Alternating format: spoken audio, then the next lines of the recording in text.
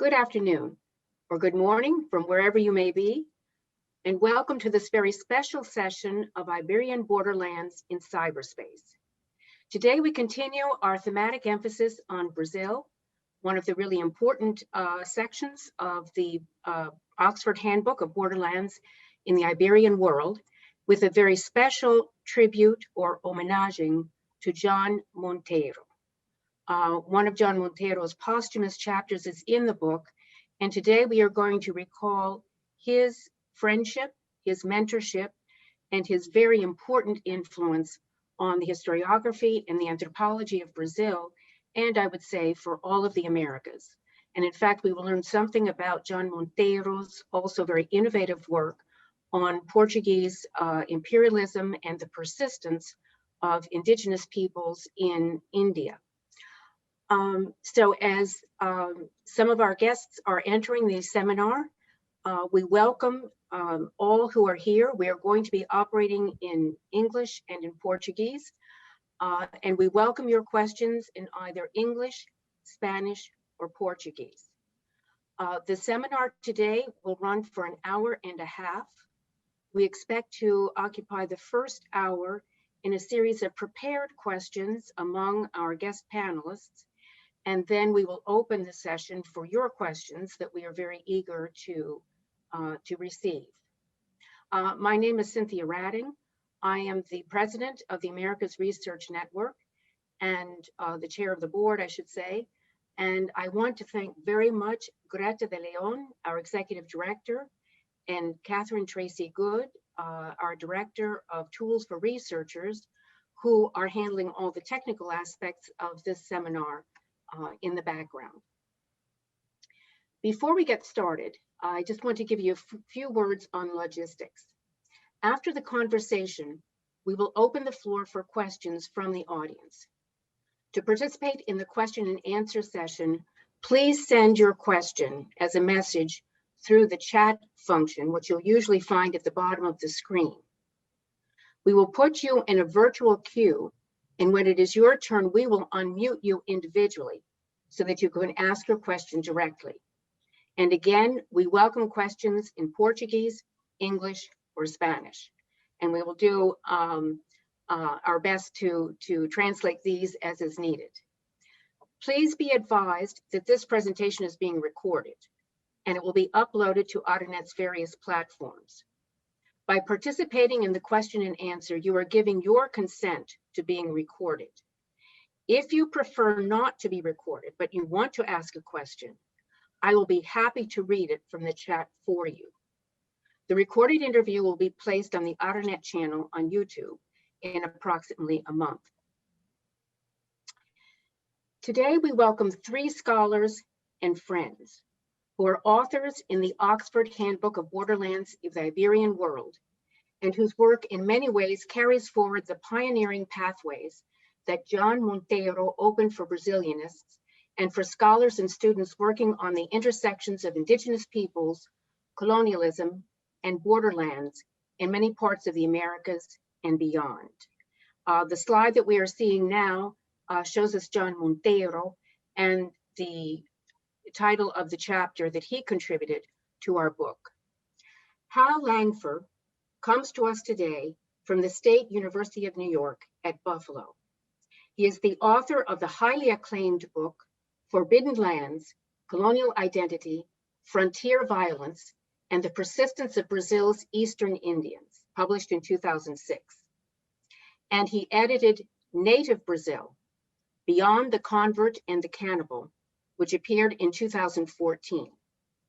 Hal's current research focuses on wilderness expeditions and the projection of Portuguese power in the Brazilian interior during the late colonial period. Izabel Missiagia de Matos teaches anthropology at the Universidade Federal Rural do Rio de Janeiro. She has published many articles in the award-winning book titled Civilização e Revolta, Os Protocolos e a Catequese na Província de Minas Gerais. This was published in 2004, and the book grew out of her doctoral research at the Universidade Estadual de Campinas, where she studied with John Monteiro. She is currently working on processes related to cultural memory and landscapes among the indigenous peoples of Missiagia. Heather Roller, whose work centers on the indigenous peoples of the greater Amazonian basin, comes to us today from Colgate University. She is the author of Amazonian Roots, Indigenous Mobility and Colonial Communities in Northern Brazil, published in 2014, which received the Conference on Latin American History Klein Prize, and her forthcoming book, Contact Strategies, Histories of Native Autonomy in Brazil, contributes important new research to the themes of indigenous adaptive resilience in the Americas. As co-editor of the Borderlands of the Iberian World, I will explain briefly that John Monteiro had accepted our invitation to write an original chapter for our book with enthusiasm, but his untimely death in the spring of 2013 foreclosed that possibility. I want to thank here publicly both Hal Langfur and Izabel Missiagia, as well as the generosity of John Monteiro's estate, particularly his widow and his son, for making it possible for us to publish the posthumous chapter on Indigenous Histories in Colonial Brazil, between ethnocide and ethnogenesis, that has so enriched our Borderlands volume. To begin our conversation today, Hal, let us begin with your thoughts on this chapter and how it came into the book. Thank you so much, Cynthia. It's such a pleasure to be here and such an honor. And I feel like there's so many people to thank. You, of course, and Dana Levin-Rojo for your vision and for bringing this book to fruition, for the grueling work that it took to make it happen. And also, of course, Cynthia, for the time you're giving to us in moderating today's discussion. Tracy Good and Greta De Leon behind the scenes are making the technology work and really extending the life of this volume and the reach of this volume, this collaboration in such important ways. Izabel, my friend and colleague, with whom it's always just a pleasure to collaborate, and Heather for joining us to help with the task of enlivening the conversation and translating portions of it if necessary, making the discussion as accessible to as many people as we possibly can today. I see in the audience John's friends and colleagues and former students, who continue to care so deeply about him and to miss him so much, and others who have just simply stopped by today at what I'm sure is a busy time to listen and to honor John. And finally, we have to thank John himself. The loss to our profession just is immeasurable, and he gives us in this chapter yet another contribution to treasure in the form of this remarkable reflection that I want to talk about, his contribution to Borderlands of the Iberian World. John's chapter really encapsulates his thinking about some of the critical issues central to Brazilian indigenous history, or rather to the many and varied indigenous histories, as the title of the chapter indicates. By the time John wrote this text, he had dedicated himself to the subject for a full 3 decades, including his doctoral training. And for this reason alone, it's an invaluable text. It serves at one and the same time, it seems to me, as both a really readable starting point for someone who may be new to the subject, but also as a kind of state of the field assessment for scholars who work in this area and in related areas. So it's really quite an extraordinary contribution in that sense. The chapter provides an overview, a synthesis, a reflection of a mature and erudite scholar. It thinks about where we've been in the field and where we're going. John concentrated mainly on the 16th and 17th century in this text, the first 2 centuries of Portuguese colonization. And he focused on primarily, although not exclusively, Portuguese America's coastal indigenous peoples, the Tupinamba, the Potiguar, and others. That said, its import as a guide to the challenges of understanding indigenous histories, it seems to me, extends to later centuries and also to other regions. And in this sense, I think it's a perfect fit for the volume, for the broader collected volume that you put together, Cynthia, with Dana. Its lessons are relevant for scholars and students of the Indigenous Americas more generally. And indeed, John really engages, I think, as much with the Spanish American historiography and ethnohistoriography as he does with the Brazilian scholarship in this text. And that's a testament to his reach and his breadth as a scholar. When I term the chapter an overview and a synthesis, I don't want anybody to imagine that, if you haven't read it, that it lacks specificity or is somehow missing John's own perspective. It's not. In fact, this chapter is characteristically John's in displaying his ability to wed synthesis and original insight in one and the same text. And that's far from its only attribute. It demonstrates his ability to move seamlessly between primary source material, specific anecdotes, close readings of chronicles, colonial chronicles, and the articulation at the same time of a compelling argument and the drawing of broad conclusions. And that's, all of us know that's not easy to do.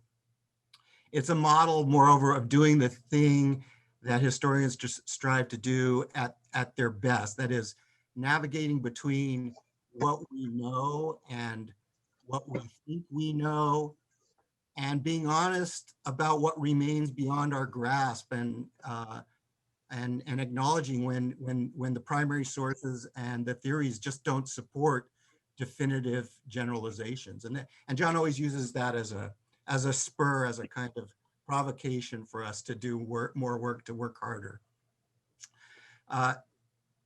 So John set out in this chapter to reflect on the process of indigenous ethnogenesis following the arrival of the Portuguese in the vast lands that would become Brazil.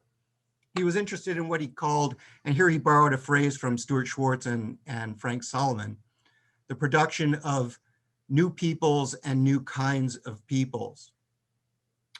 And he sought to contribute to the ongoing effort by ethnohistorians and anthropologists to reconfigure our understanding of ethnogenesis in ways, as he wrote in the chapter, quote, that weave together endogenous patterns of change and exogenous forces produced by European expansion. So in other words, the encounter with Europeans was a watershed in Brazil's indigenous histories, or in the indigenous histories in the place that we now call Brazil. Indeed, it was everywhere disruptive. It was almost always destructive, and it was often catastrophic. But Native peoples consistently drew on their pre-conquest, pre-contact experiences, their inter and intra-communal relations, and their cosmologies, while flexibly and creatively and pragmatically responding to the unprecedented challenges brought about by Portuguese colonization. In this way, they frequently retain the ability, to use the term that John uses in this chapter, to construct their post-contact histories.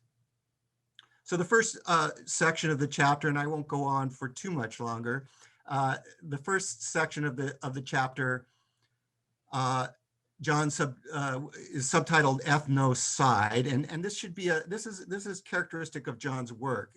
It should be a signal to all of us that in concentrating on Indigenous resilience, he did not mean to downplay the horrifying consequences of colonization and conquest. Disease in particular forms the focus. I can't help but think of the timely nature of the reflections on disease that he makes in this chapter. So disease in particular forms the focus of this section. And he drew on early settler and missionary chronicles to document the ravages of smallpox and other pandemics that spread up and down the coast of Brazil in the 16th century. The death and the destruction, of course, was unimaginable, especially when disease combined with warfare and the concentration of coastal natives into the Jesuit mission villages. But even in discussing extreme circumstances like these, John was always probing and never satisfied with the superficial. He was wary about what he frequently criticized as the chronicle of extinction that characterized much of the historical literature on colonial Brazil's native peoples. And in a characteristic summing up to this section of the chapter, he wrote, quote, "Rather than focusing only on the dilapidation of native structures as a result of conquest, it seems rather more interesting to analyze the emergence of different and divergent forms of Indigenous society following the definitive arrival of Europeans on American soil." So the chapter raises and recognizes the reality of ethnocide, but it nevertheless insists on the importance of ethnogenesis, which John took up in the remaining sections of the chapter. In the rest of the chapter, John developed a whole series of anecdotes referencing the varied experiences and responses of Indigenous groups inhabiting the long Atlantic coast of Brazil. Since I can't possibly share all of the details that he was a master of, let me just briefly summarize a couple of his key insights that he drew from these raw materials. First, ethnogenesis occurred not just in one, but in multiple ways. Groups assumed new ethnic configurations, as he put it, when they decided out of coercion sometimes, or seeking advantages sometimes, or for other reasons, all following logics of their own, to join the Portuguese or the French or the Dutch as allies in coastal conflicts. But even when they opted to resist instead as enemies, and indeed when you threw your lot in with the French, you were also becoming an enemy of the Portuguese. This also resulted in the formation of new identities, and so did the process of becoming refugees, whether it was in missionary villages or in flight from colonists into the interior of Brazil. So all of these were different possibilities, generating different kinds of ethnogenesis, depending on the place and the circumstances. Let me make one more point, and then I'll stop.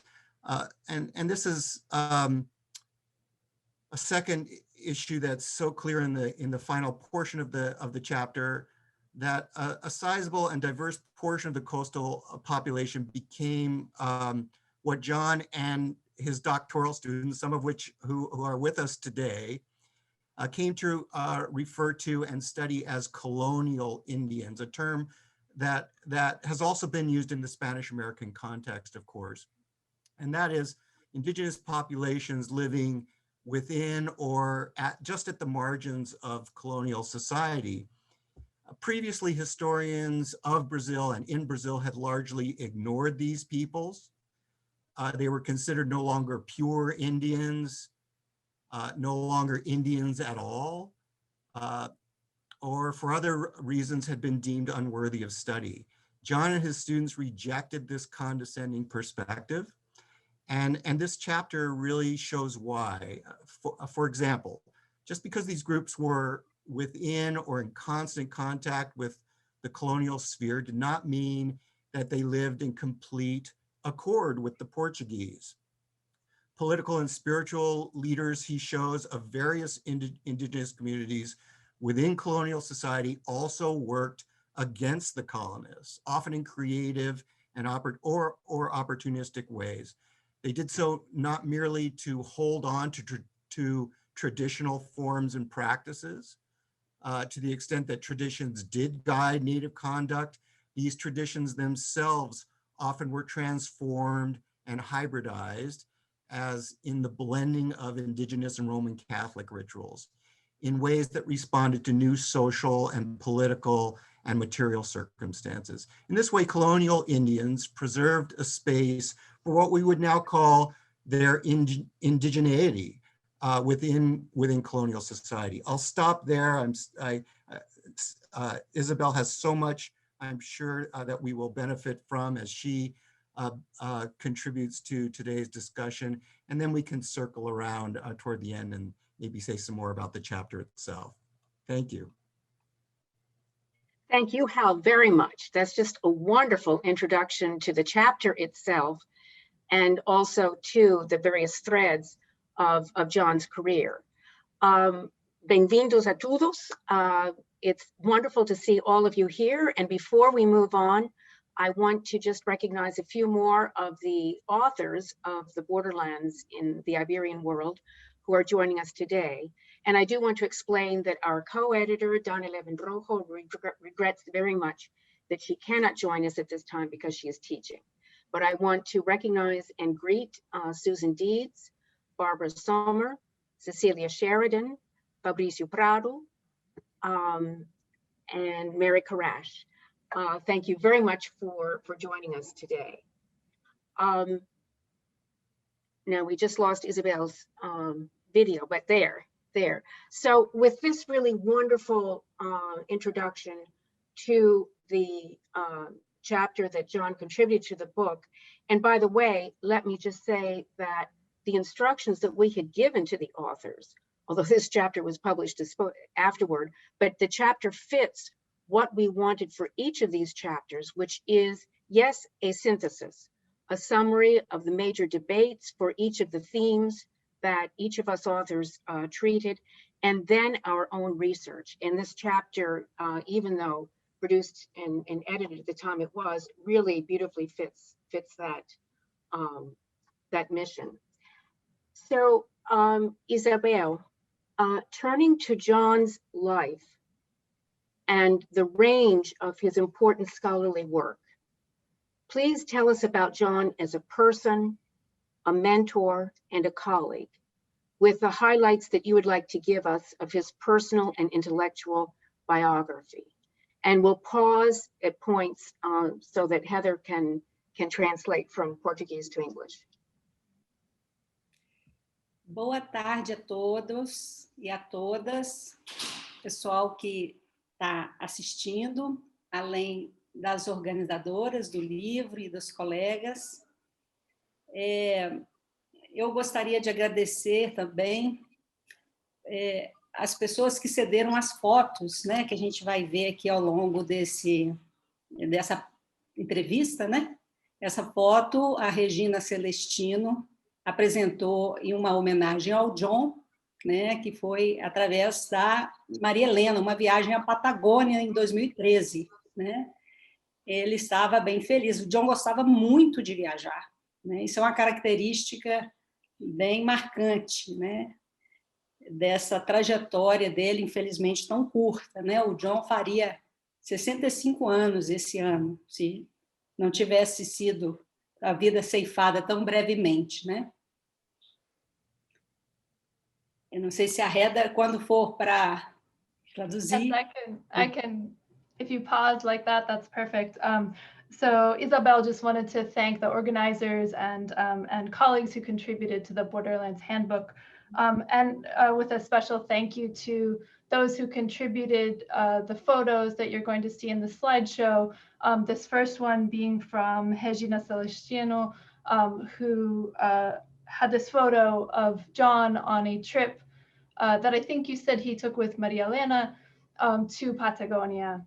And Izabel added that John loved to travel, that this was something that has shaped his trajectory.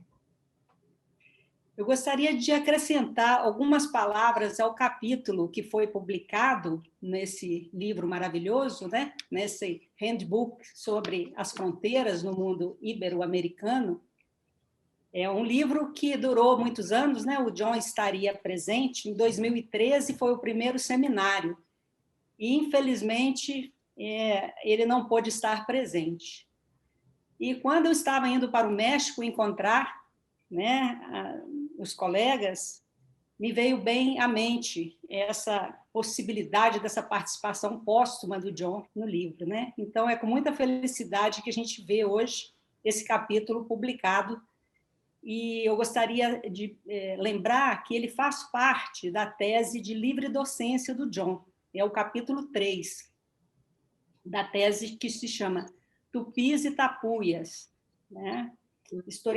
Tupis, Tapuias, historiadores, história indígena e indigenismo no Brasil. E essa tese, infelizmente, ainda não foi publicada em livro, assim como outras obras inconclusas do John, né? Então, fica aqui um apelo também para que a gente apoie o Thomas, o filho, que tem esse projeto. Ele acabou o doutorado agora em antropologia na Unicamp, né? E gostaria muito de ter o restante, né, dessa obra publicada, que é uma revisão muito importante, historiográfica, sobre a história dos índios no Brasil, né? Como ele gostava de falar, na perspectiva dele, os índios na história, né? E, enfim, é um capítulo que eu considero muito antropológico, né? O John ele prima muito por ser um historiador muito rigoroso, né?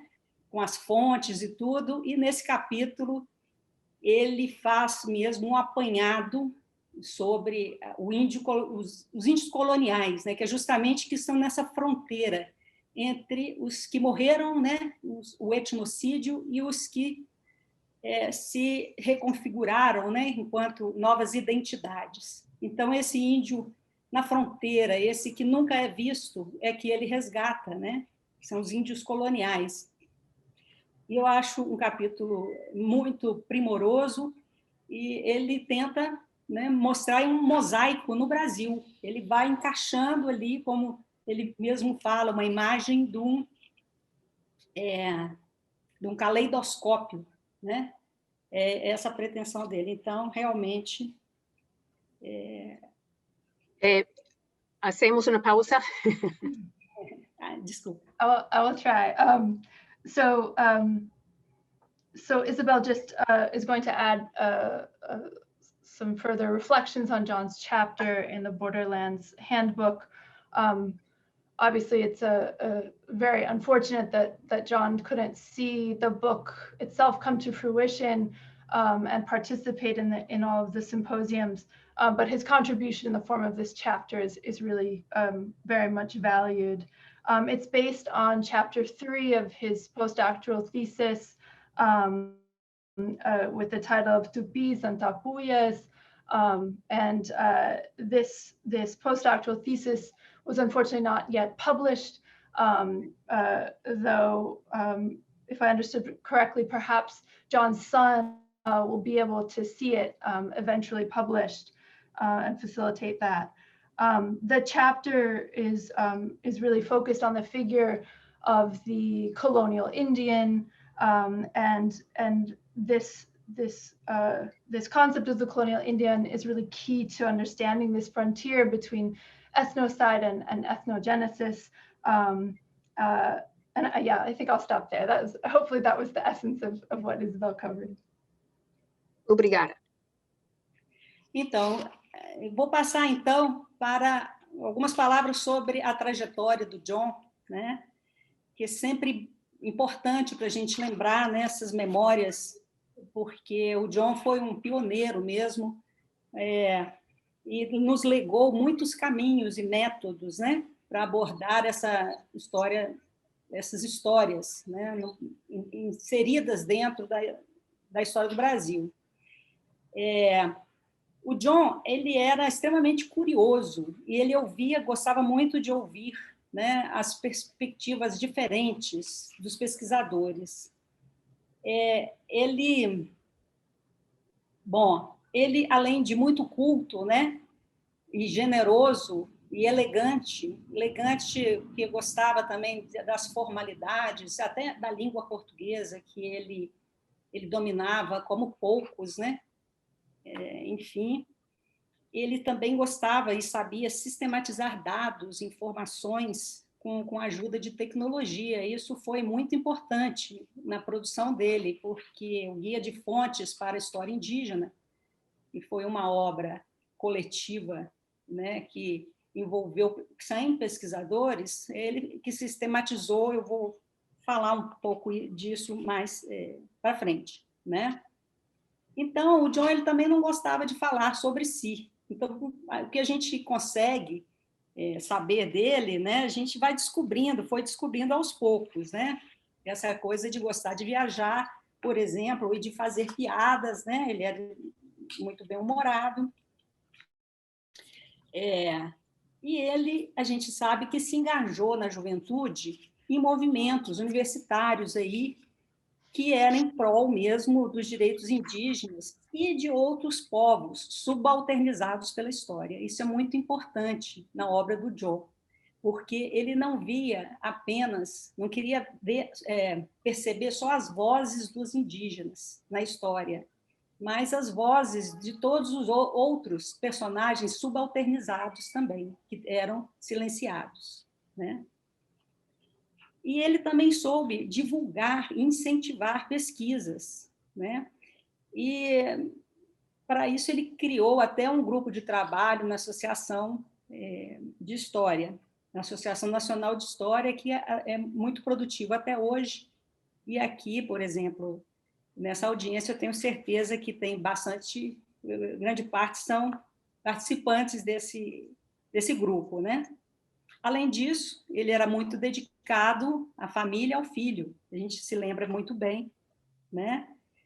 E uma das coisas emocionantes que a gente pode lembrar, apesar de muito triste, foi o corpo dele sendo velado na Unicamp, e um dos alunos, o Mapuche, José Mapuche, ele fez a encomenda, né, num ritual que foi realmente muito emocionante, né? E ele merecia esse ritual. Então, nada é por acaso, né? Então, vou dar uma parada, né? Fazemos uma pausa. Sorry, Izabel, no velório, quem foi que fez a encomenda do corpo com o ritual? José Mapuche, era um aluno indígena dele, porque ele estava sendo muito procurado por vários pesquisadores da América Latina para fazer suas pesquisas. Tá bom, obrigada. Okay. So Izabel described John as a true pioneer in Brazilian historiography, someone who was incredibly curious and loved to hear a whole range of different perspectives. She described him as generous, as elegant, as extremely fluent in Portuguese, very keen to collect data systematically, and to compile sources, which led to this incredible project, the Guia de Fontes, which is this guide to sources, archival sources about Indigenous history, that involved over 100 researchers, and which she will speak more about.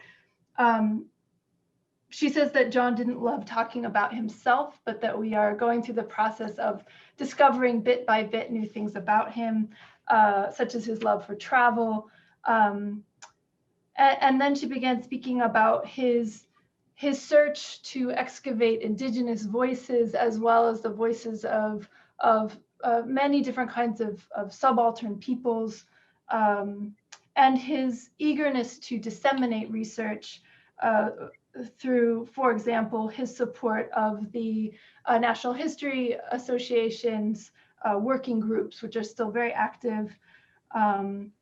And finally, she mentioned his dedication to his family and his son, and said that we all remember the funeral that was held after his death, that was held at Unicampi, at his university, in which Jose Mapuche did a kind of ritual, I don't know what you would call it, a kind of,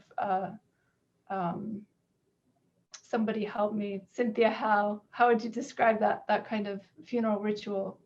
Yeah, I mean, I guess I would just say a farewell ritual, Yeah. right, to honor him in from an indigenous perspective, right? Mm-hmm. Thank you. Então, por mais de 20 anos, o John liderou e contribuiu muito ativamente para estabelecer esse campo, né, da história indígena no Brasil. É interessante entender como que isso pode acontecer, né? Então, recuperar esse trajeto biográfico dele, nos contextos em que ele se inseriu, me pareceu muito elucidativo. Eu também aprendi, né, ao preparar aqui, pesquisar essa trajetória, né? Nós sabemos que o John nasceu em São Paulo, Minnesota, em 56, né? E ele faleceu em São Paulo, né, no estado de São Paulo, aos 56 anos, né? O seu próprio segundo nome, Manuel, explica um pouco essa relação dele com a língua portuguesa. O avô do John, os avós eram migrantes de Cabo Verde, né? E passaram muitas dificuldades nessa costa oeste dos Estados Unidos. E ele morreu, esse avô, lutando na Primeira Guerra. O pai do John também recebeu aí, como filho de imigrante, uma carga muito grande de preconceito. Um artigo do Omar, baseando aí nos relatos da família, afirma que ele tinha o nome, no registro de nascimento, a categoria étnica negro, né? O seu pai. E o pai do John, que também se chamava Manuel, preferiu adotar o nome James para fugir um pouco desse estigma e também foi lutar na Segunda Guerra, né? Eu achei muito interessante essa trajetória, né? Porque a gente percebe aí esse vínculo aí com os negros da terra também, que ele vai buscar, né, no seu trabalho, e também a relação com o Império Colonial Português, né, que sempre marcou aí a produção do John, né? E então esse pai do John conhece a mãe na guerra, né, que era uma enfermeira.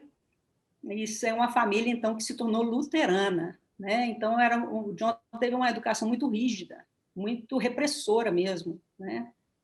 E ele vieram para o Brasil. Então, essa questão das viagens e do gosto pela viagem, teve essa passagem pela infância, né, que o pai, como executivo de uma empresa, viveu em Campinas, né, por 7 anos, e justamente na época da ditadura militar. Quando John voltou para os Estados Unidos, já um rapaz que foi fazer uma universidade, já foi estudar história e artes, né? Bom, e aí, então, explica bastante essa relação do John com a língua portuguesa e também essa escolha dele, logo na graduação, de estudar a Índia portuguesa, né? Goa. Posso parar aqui. Okay, so in thinking about John's upbringing and early life, he He was born in St. Paul, Minnesota, in 1956. And it's important to think about his background to kind of understand how he came to be such an important, play such a formative role in establishing the field of Indigenous history in Brazil. His own second name, Manuel, gives us some hints as to this background and trajectory. His grandparents on his father's side were Cape Verdean immigrants to the United States, and they had worked on the west coast of the US in agriculture in the early 20th century. His grandfather actually died fighting for the United States in World War I. His father, Izabel, talked about how he was born on American soil, but his birth certificate had marked him as having Black heritage, and this was something that perhaps represented a kind of stigma for him, and perhaps that explains why, even though his father's birth name was Manuel, he changed it to James. And Izabel finds very interesting this link with Portuguese colonial history, even in John's own family. His father married a daughter of German immigrants whom he met during World War II. And the family moved to Brazil in 1964, right at the beginning of the dictatorship, where they lived for about 7 years. And then John returned to the US to go to college, where he majored in history.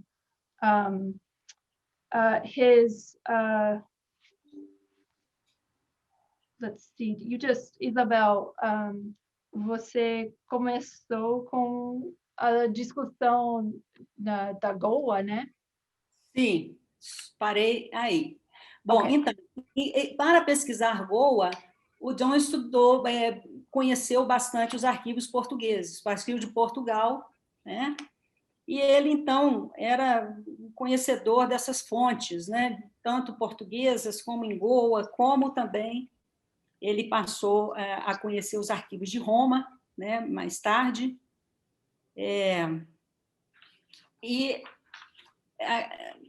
Bom, a gente poderia passar aí os slides 2 e 3, que é na fase já da época da pós-graduação do John, né? Esse amigo e colega do John, Paul Gutenberg, cedeu essas fotos aí para uma homenagem na Universidade de Chicago, né? Também justamente em 2013, o John estaria nessa homenagem, que era a um professor, né?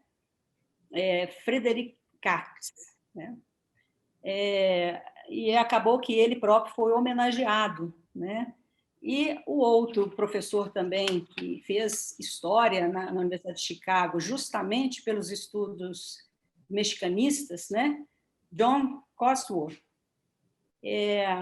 falou sobre John, que ele tinha sido um aluno brilhante, e a tese dele era prova disso, né? E esse sentido da etnohistória é muito tributário desse tempo em Chicago, com esses professores mexicanistas, apesar que o orientador dele era outro, era um orientador Bentley Duncan, que trabalhava com o Império Colonial Português, né? Mas o John viveu muito esse ambiente, essa atmosfera mexicanista, que era totalmente comprometida politicamente, por exemplo, inclusive contra a influência dos Estados Unidos nas ditaduras latino-americanas, né?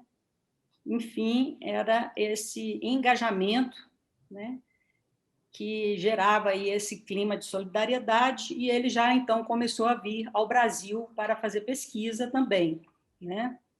Nessa época, era uma época de efervescência social, início dos anos 80. Ele terminou o doutorado dele em 85. né, já com bastante trânsito no Brasil. E aí que começa aí a grande pergunta dele: onde estão os arquivos sobre os indígenas no Brasil, né? Que ninguém conseguia localizar, não se sabia onde estava, né? A tese dele mostrou o contrário, né? Porque ele conseguiu, apesar das negativas em todos os arquivos, fontes inestimáveis, né? Principalmente nos inventários pós-mortem, né? Que provavam a existência de escravos indígenas, de grandes plantéis por várias famílias, e como que esses plantéis de escravos indígenas se formaram, né? Através das expedições e bandeiras, né, pelo sertão, e qual que era a função desses escravos indígenas, essa mão de obra para a história do Brasil, qual o lugar desses índios coloniais na história do Brasil. Então, é um estudo que realmente dá para falar aqui muito tempo sobre o Negros da Terra, né, que é esse livro, publicado em 94 no Brasil e que foi traduzido para o inglês, porque a tese já foi bastante reformulada, em 2018, né? Numa edição bem bonita, né? Bom, e o John, então, se mudou definitivamente para o Brasil em 85, já constituiu sua família, né? E como o interesse dele pelos indígenas não repercutia entre os historiadores, ele encontrou entre os antropólogos o diálogo que ele precisava, né? Então, era uma época em que se formulava e se discutia os direitos dos indígenas na nova Constituição, né, na Assembleia Constituinte, que durou aí de 87 a 88. Ele estava já contribuindo aí com seus estudos no Brasil. Paramos momento. I've never done this spontaneous translation thing, so please bear with me.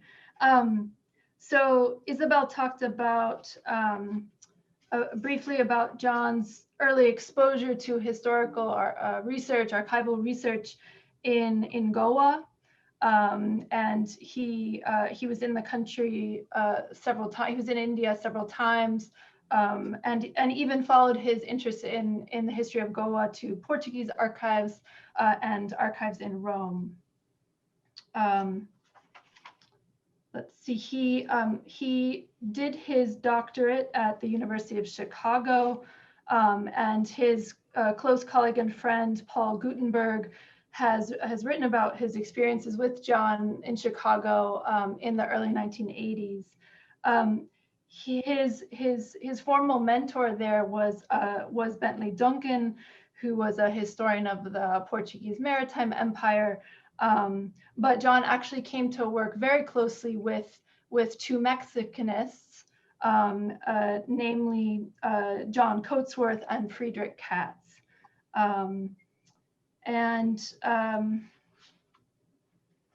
When he returned to Brazil, it was 1985, and he, the big question that was engaging him in those years was this idea of showing that, in fact, the sources on Indigenous history in Brazil were incredibly rich. So against, challenging this prevalent idea that there were no sources or that they had been destroyed.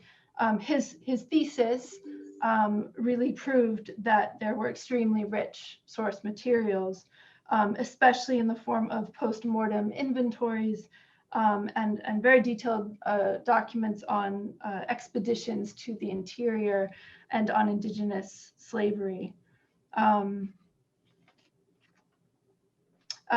I think the last thing that I missed was that Izabel began speaking of this joint commitment between historians and anthropologists, John being very involved with both, to contribute their expertise to the processes that culminated in 1988 with the writing of the new Brazilian Constitution that gave new recognition to the status of indigenous peoples.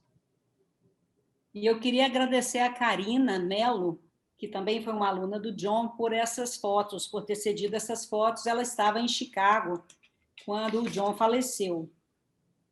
E aí participou dessa homenagem. Bom, então, falando agora desse guia de fontes sobre história indígena, mais ou menos nessa época, está aí o John, está já trabalhando no Brasil. Isso é uma foto, achei na internet. Ele está na Unifesp nessa época, né? E organizou, então, no mesmo ano, 94, foi publicado esse trabalho desse levantamento de fontes para a história dos índios nos acervos das capitais brasileiras, né? Eu pude participar como pesquisadora em Belo Horizonte e de fato, ali que eu tive contato com fontes fantásticas sobre a história no século XIX, onde havia uma abundância de documentos sobre os indígenas, né? E, bom, então foi nesse ano aí que essas duas obras, de fato, de referência, né, que ficaram aí para os pesquisadores. O John foi, então, efetivado na Universidade de Campinas, né? Aí já pode passar para outra foto. Ele lecionou sobre quase 4 anos, quase 15 anos no Brasil, né? Mas ele também teve uma passagem, né, como professor visitante em Harvard, teve outra na École, em Paris, né? Então, ele realmente, apesar de se dedicar ao estudo dos indígenas no Brasil, ele tinha um perfil completamente cosmopolita, o John. Inclusive, a sua contribuição metodológica, teórica, extrapolou muito as fronteiras aí dos estudos sobre o Brasil, né? Como a gente pode ver mais adiante. E o John, ele se dizia um historiador por vocação, né? Mas um antropólogo por profissão, porque é ali no departamento de antropologia que ele começou, então, a orientar alunos, a dar disciplinas. Ele gostava muito de dar disciplina de história da antropologia na graduação. Na pós-graduação, ele criava lá cursos muito interessantes, né? E o John tinha essa capacidade, como eu disse, de sistematizar esses dados, essas leituras que ele fazia. Ele era um leitor voraz, lia muito, era quase impossível levar para o John uma informação, um livro que ele não já tivesse conhecido e não tivesse lido, né? E aí ele organizou um site, que até hoje também é muito importante, que é os índios no Brasil, História dos Índios no Brasil, exatamente, e que está até hoje na Unicamp, atualizada até 2013, com todas as leituras que ele realizava, ele fazia, participava de eventos, bancas, né? Então, aí é que assenta a grande contribuição do John para essas gerações que se sucederam, essa relação entre história e antropologia. É importante a gente trabalhar nessa perspectiva, né? Ele falava que sempre haveria uma diferença tênue, né, na história dos índios ou nos índios na história, conforme a formação e a vocação, por exemplo. A história dos índios era uma vocação, vamos dizer assim, mais do antropólogo, que gostaria de levantar histórias na perspectiva dos próprios indígenas, né? E os índios na história já tinham um outro sentido, né? Que é para abordar os índios dentro das temáticas importantes para a historiografia, né? Da história econômica, da história cultural e de outras perspectivas. Enfim, então, essa interdisciplinaridade era muito importante aí nos seus cursos, nos seus ensinamentos, né? Quer dizer, como ler, por exemplo, as fontes a partir de uma certa perspectiva e sensibilidade etnológica, etnográfica, né? Isso aí, de fato, exige uma formação dupla, né? Bom. Fazemos uma pausa, sim, muito obrigada. E depois abrimos um seminário às perguntas do público. Heather? Okay. So Izabel also wanted to thank one of John's former students, Karina Mello, also for I'm not sure if it was one photo or multiple photos in the slideshow that we've just seen. She spoke of this very important work that John published in 1994, the Guide to Sources, the Guia de Fontes. And Izabel herself participated as one of the many researchers, in her case, looking for, aiming to collect systematically references to indigenous peoples in the archives of Belo Horizonte. This was really a key reference work, as I'm sure so many of us can testify, for historians working in Brazilian archives. So John worked for about 15 years at Unicamp, but he also spent time as a visiting professor at Harvard University and also at the School of Advanced Studies in Social Sciences in Paris. He liked to describe himself as a historian by vocation and an anthropologist by profession. And he had this kind of great, really deep interdisciplinary curiosity. Isabel also described John as a voracious reader, read very, very widely, and was good at kind of synthesizing or summarizing the state of the research on Indigenous histories. Many of those syntheses he went on to collect on this website that many of us know is still very useful for researchers, called Indians in History, Os Índios na História, which is still available on Unicamp's website. So he, I think the last thing that Izabel discussed was just his interest in incorporating Indigenous perspectives into Brazilian history, and kind of embedding Indigenous histories and perspectives in a whole range of historiographical fields, from economic history, political history, cultural history, and the ways in which he would read documents informed by this kind of deep ethnological or ethnographic expertise. Thank you. And I'll just let me emphasize also the book for which John is very famous, Negros da Terra, Índios e Bandeirantes nas Origens de São Paulo, which was published in Brazil, I believe in 1994. And it was published in English only 3 years ago, in 2018. And again, this was posthumous, and it was an effort of a number of Brazilian scholars, entitled Blacks of the Land, Indian Slavery, Settler Society, and the Portuguese Colonial Enterprise in South America, published by Cambridge University Press. Cíntia, eu gostaria de concluir só com pequenas palavras aqui, poucas palavras, sim. Porque essas fotos do John são de um seminário, né, que ele apresentava um trabalho que ele estava se dedicando ultimamente, de novo, sobre Goa. Pode passar, por favor, a outra foto.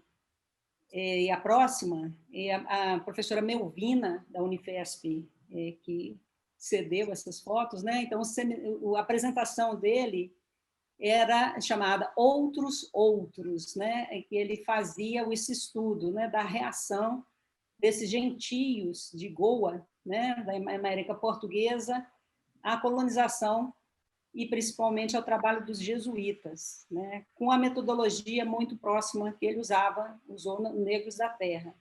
Né. E para concluir mesmo, aí umas palavras do John Gladhill, que é um antropólogo da Universidade de Michigan, que trabalhou com ele num projeto muito importante, com uma contribuição incrível do John sobre sistemas de trabalho na América do Sul, né, que ele inclui indígenas, porém em outras formas de trabalho também na colônia. E, para resumir, ele fala que o John foi um estudioso de nível internacional em todos os sentidos possíveis, voltado para o exterior e para o futuro.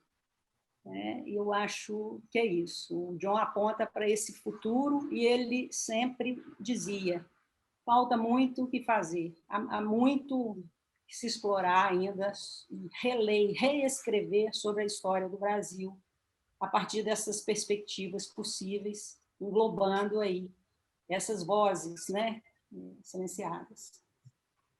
Obrigada, gente. Muito obrigada. Heather? Just briefly, Izabel mentioned that these last couple of photos are from a 2011 seminar about the history of Goa, when John gave this paper entitled Otros, like others, about the experiences of the Jesuits among the so-called gentios or Gentiles of Goa. And she concluded by just reiterating that there is, as John often liked to say, like there is so much more to do in researching Portuguese colonialism in ways that incorporates indigenous perspectives. And I think I'll stop there. Thank you very much. It's just 1 minute before we open to the questions from the audience. And I know that many of the people in the audience have participated in this National Association of Historians that Izabel mentioned. Heather and Hal, are there some thoughts that you would like to add on your own? Heather, you first, if there's something you would like to say on your own, since you've been helping us to this point. Well, I didn't prepare anything, but I mean, so much of what Izabel described of John's kind of interdisciplinary curiosity rings true in my experience with him. He was able to point me towards so many sources across the fields of history and anthropology that I never would have discovered, you know, with these because he read in such a wide-ranging, eclectic way. I don't think I've ever found a colleague who was able to send me down so many productive paths of research discovery. And I guess the last thing I would say is that he combined that kind of macro view with what Izabel described as his attention to kind of the granular, very systematic level of data.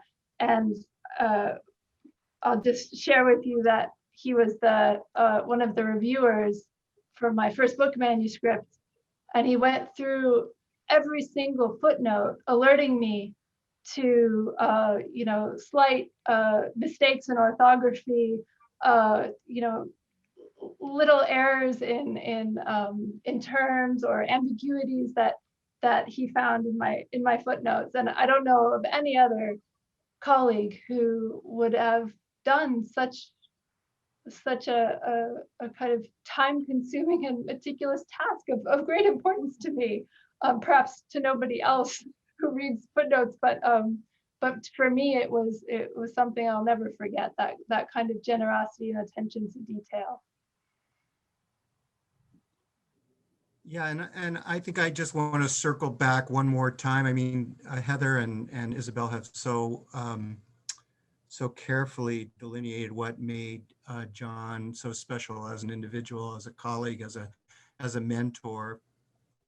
And I just want to circle back to his chapter and his contribution to this volume, and note that a testament to how much he achieved in a scholarly life that was cut short is the way in which we treat as common sense perspectives that he, as Izabel pointed out, was pioneering in establishing as such, this idea of getting beyond and he uses this term in the chapter, near the end of the chapter, the simplistic chronicle of destruction that had characterized so much writing on the subject before he and others in the 1980s and 1990s, and then thereafter insisted on revising.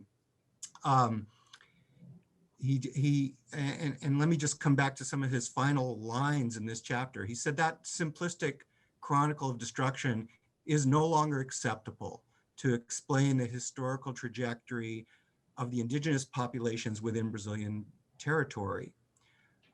What that approach leaves out are the multiple experiences of peoples who elaborated and recreated identities as creative responses to the grim prospects that contact, contagion, and subordination offered. And the final sentence of the chapter is, I just think, enormously telling as we think about Izabel's contribution today, and I note the presence of other of John's doctoral students in the audience here, and of course many of us who didn't have the advantage of being his student, but who benefited so much from his counsel and his writing.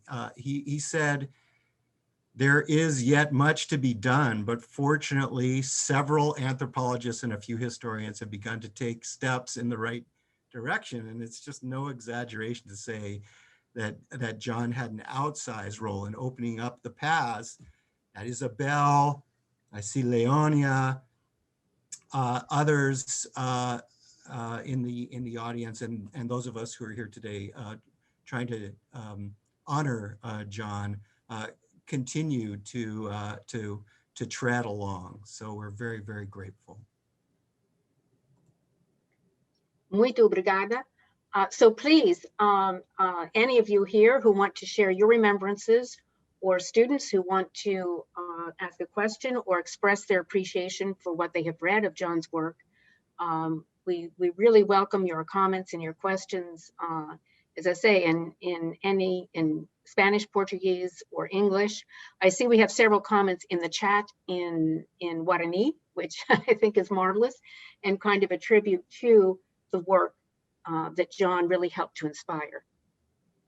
If you want to just indicate something in the chat, or even physically raise your hand, and either Greta or Tracy will unmute you. I will speak in Portuguese because I feel more comfortable, but so I would thank anyway for the translation, and I would ask for Heather to do the same for me, for all the colleagues here. Então, eu só queria mesmo primeiro agradecer muitíssimo a sensibilidade de cada um que se prontificou nesse tributo, nesse reconhecimento a John. Dizer que, para todos nós, né, isso é público, notório, a obra de John Monteiro é incontornável, é um marco na historiografia, iniciou propriamente, inovou uma linha de investigação no Brasil, que, como sempre brincamos, não é? Ele criou uma linhagem com isso, então já estamos aqui na terceira linhagem, mas eu só queria reforçar que, para além, né, desse contributo acadêmico, eu queria deixar aqui um registro de outros legados do John. E eu queria, então, lembrar, né, que ele causou um impacto na vida acadêmica, mas causou impacto na vida de cada um de nós, né? E eu queria dizer que, com ele, para além do que aprendi com os estudos, fui orientanda dele no doutorado na Unicamp, ele me ofereceu a oportunidade de encontros pela vida excepcionais, e que duas dessas pessoas estão aqui, que é Langfur e Izabel Missiagia. Então, o John, ele é presente na minha vida, na vida acadêmica, mas é extensivo e segue, né, habitando em mim com a presença dessas pessoas extraordinárias. E que eu entendo que vocês aqui, com essa mesma sensibilidade, embora não conheça muitos, né, também, de alguma forma, é uma extensão disso. Então, eu deixo meu abraço, dizer que eu fiquei muito comovida, emocionada, pensando nele, mas sempre com esse sentimento de que o homem é o legado e parte de nós também é esse legado. É isso, obrigada.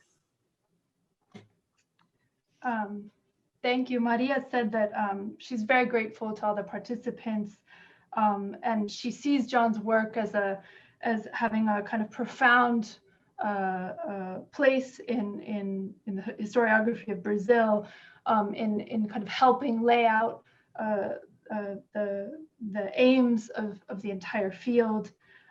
His impact in academic life and in each of our lives is still very much felt, and she herself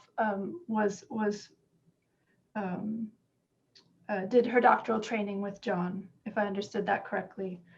He's very present in her own life, and his work is really carried on with the same sensibilities by both Izabel and Hal. And she found the experience of listening to this event and reflecting on John to be very moving, as it makes her remember that he is part of all of us. Thank you very much. Iris Cantor, I believe you can unmute yourself. Yeah. Thank you so much, everybody. I'm very grateful to you, the group of Iberian Borderlands in Cyberspace, for organizing this meeting. For us, this is extremely important, as the work, as the personality of John was so low profile that he didn't make it himself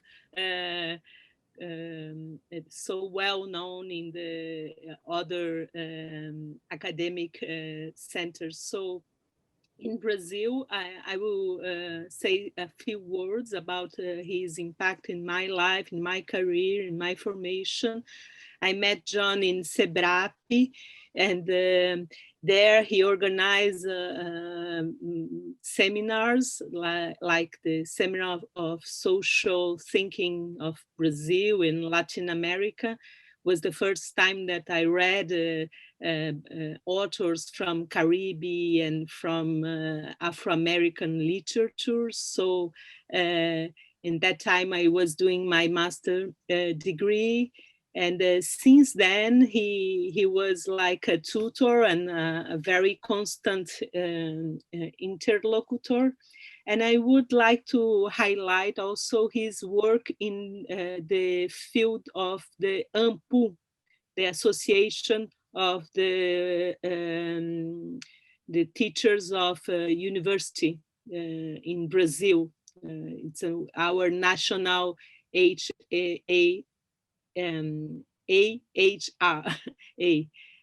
Associação Nacional dos Professores de História. He worked there for several years and transformed AMPU in a real national network. So beside his work in the field of the archives, that he was like a pioneer in Brazil, because he made possible our research nowadays. And I like very much the talk of the Izabel, and that she brought this up.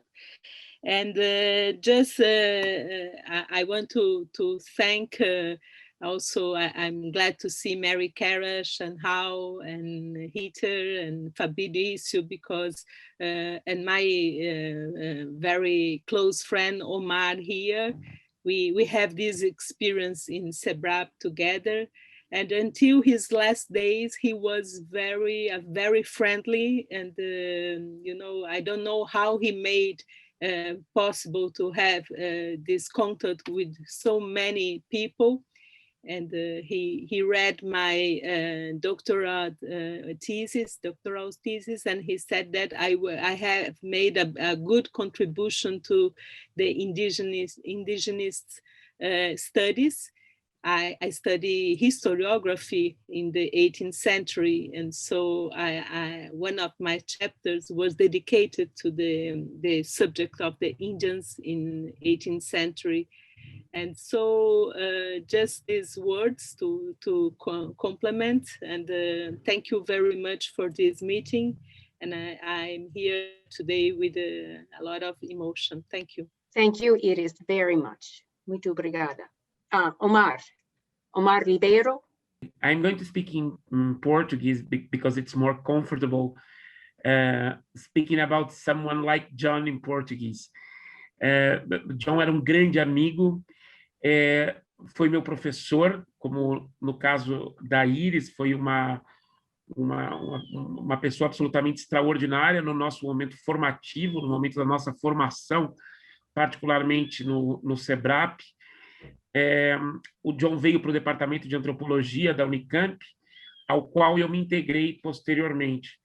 Então, durante mais de 10 anos, creio que 13 anos, nós fomos colegas no departamento de antropologia, no programa de pós-graduação em antropologia, e eu gostaria de destacar que eu e o John, ou melhor, o John e eu, porque ele antes de mim, nós éramos os únicos que tínhamos uma atuação anfíbia ou dupla. Ou seja, o John era do programa de pós-graduação em antropologia e também do programa de pós-graduação em história. E eu também entrei no programa de pós-graduação em antropologia e no programa de pós-graduação em história, onde nós compunhamos uma mesma área, que era a área de história social. E, em conjunto com os colegas Bob Slanes e Silvia Lara, particularmente, nós discutíamos a importância de nós termos juntos uma área de história indígena e uma área de história da África. Ou seja, eu fui para a linha de história social para contribuir na formação de uma área de história social da África, e o John estava na linha de história social para contribuir na consolidação de uma área de história indígena.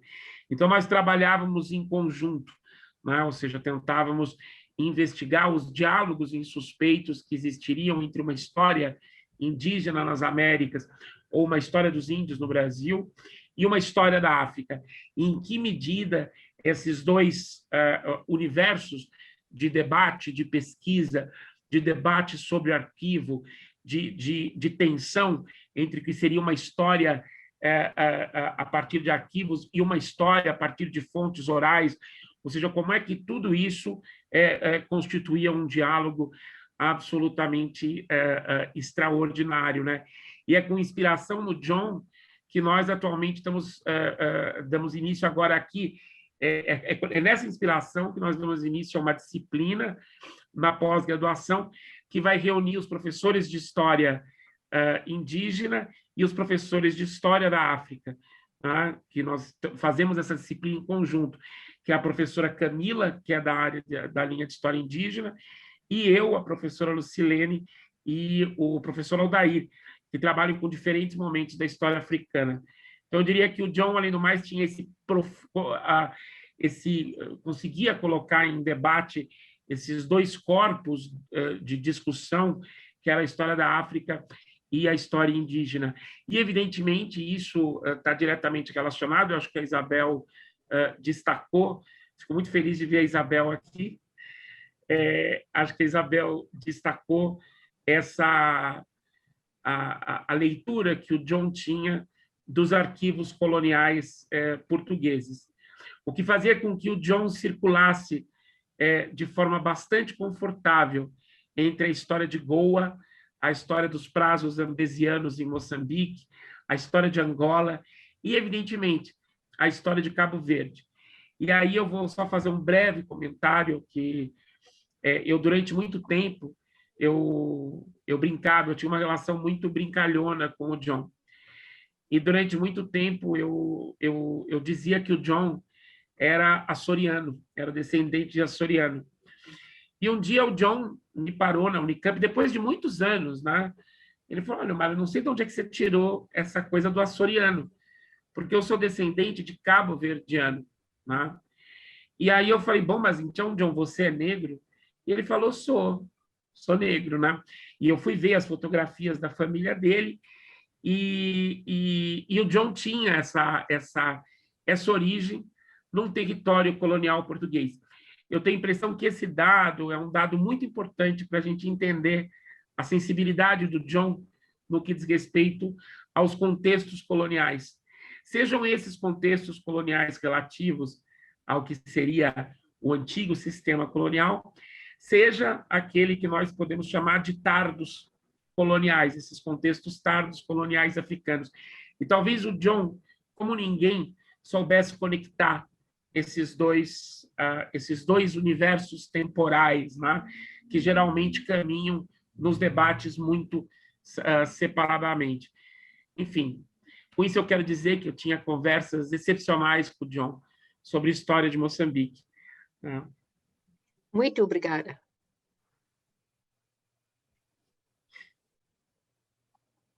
I don't know if we need to summarize that or. Well, I can just say that Omar described very compellingly being a colleague of John's in the Department of Anthropology, and as they were the two professors with this kind of double role in both the anthropology department and the history program, they were able to together develop this focus on Indigenous history on the one hand and the history of Africa on the other, and they worked together to kind of bring these two fields into a really productive dialogue. And you know, John was someone who circulated with great comfort between the history of Brazil, but also Goa, Mozambique, Cabo Verde. And I don't know if I can do justice to the humorous part of Omar's comment, but he talked about how John was a descendant of Cabo Verdeans, and he once asked him, so does that mean you are Black? And John said yes. And he likes to think of how John himself in his own family history kind of linked these Portuguese colonial contexts. And he, like no one else, could really connect these fields, which are so often these fields of history of Africa and Indigenous history of Brazil, which are so often conceived as separate. Thank you. That's a marvelous summary. Barbara Sommer. I just wanted to build on what Omar just said and maybe provide a little background. When John was in college, when we were in college, our professor, Peter Blasenheim, taught both Latin American and African history. It was an era when they were beginning to add faculty to teach, you know, other places, right? Rather than just Europe and the US. And we read Boxer.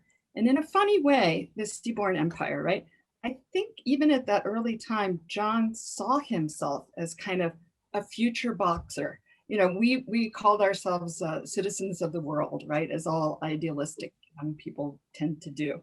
But there was that sense when he was working on India and so on, and his interest in Brazil, that those national boundaries wouldn't hold us back in terms of research, you know? So it makes perfect sense to me that his honors thesis in college was about India and that he had gone back to that. And the same thing with the research he was doing into his own background in genealogy, which he joked to me was, you know, he was researching his own Atlantic world background, right? So I think it started very early for him in college. And I think there's something really unusual about that kind of maturity, you know, when you're 20 or 19. So I just thought I'd put that in there as a little background. Thank you, Barbara. Thank you very much. As long as we're talking about, Yeah. as long as we're talking about the connections that John made, it's telling here today that we are bringing together a community that he helped create that joins Brazil to the rest of the Americas, right? And it's just a testament to his contribution, as others have indicated already, that we're having this cross-disciplinary, transnational conversation, which is another indication of just how important he was in so many different ways. Karina Moreira? Sim, boa tarde a todos. Eu vou falar em português também. Gostaria de agradecê-los imensamente pela organização dessa homenagem ao John. É de fato muito emocionante vê-los todos aqui, como vocês já disseram, e gostaria de um pouco reiterar as palavras de muitos de vocês, da felicidade, da gratidão que eu sinto por estarmos unidos nessa comunidade, né, que conecta Brasil e Estados Unidos em torno dessa contribuição historiográfica do John. Eu fui aluna do John durante o doutorado. Ele sofreu aquele trágico acidente no meio do nosso doutorado, mas assim, sou muito grata, porque graças ao John e à generosidade dele, alunos como eu pudemos trilhar um pouco dos caminhos que ele havia feito, né? Ainda nos anos 2000 e nos anos 2010, era muito impactante para nós o que representava a contribuição historiográfica do John. Então, queríamos trilhar um pouco desses caminhos. Então, no doutorado, conversei com o John e contei sobre minha ideia. Falei, olha, John, eu queria fazer parte do meu doutorado nos Estados Unidos para entender um pouco melhor como você consegue circular tão bem, né, entre esses diferentes ambientes acadêmicos. E foi graças a ele que Soraya Dornelles e eu conseguimos fazer parte do nosso doutorado na Universidade de Chicago e fomos muito bem acolhidas por Tem Borges, e convivemos também com muitos alunos de doutorado, de pós-doutorado, que se tornaram nossos amigos e que eram também mexicanistas. Então, revivemos, né, muito daquele caminho, daquela trilha que o nosso orientador, nosso mentor, nosso eterno mestre passava para nós. Então, muito obrigada por estar aqui com vocês, muito obrigada por esse evento. A você, Karina, muito obrigada. Heather, can you summarize? Sure. So Karina, found it very moving to hear these reflections about John's life and work. I was very grateful to the organizers. She wants to reiterate the gratitude that she feels to be part of this community of students and scholars that is so connected to John. He suffered his tragic accident when she was in the middle of her doctoral training. As a student, she sees herself and his fellow students as following the path that he laid out for them. And she tells of when she began her doctorate with John, under John's supervision, she told him that she really wanted to study in the United States to, follow this path that John himself had laid out in having this kind of broader perspective. And she was thankfully able to go to the University of Chicago to work with Dane Borges, where she was very welcomed. I hope that captures most of what you said, Karina. Thank you. And there are just 2 tributes here in the chat that also attest to John Monteiro's influence on graduate students in the United States.